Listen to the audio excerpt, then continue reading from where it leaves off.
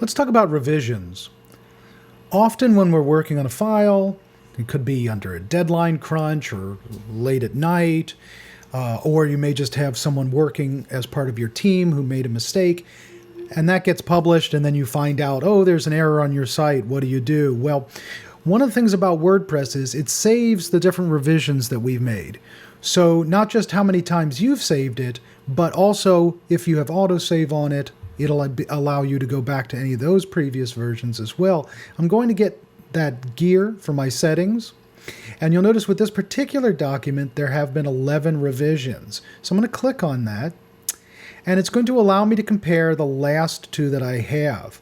And I can actually choose, for example, to go to a previous revision if I want to. So if I've made a mistake here, I can just take a step back. But you'll notice up top here, I also have all the other different revisions, and I can choose this to compare any two revisions together so I can find out which one was the one that actually functioned properly, go back to it, and then eventually restore that revision.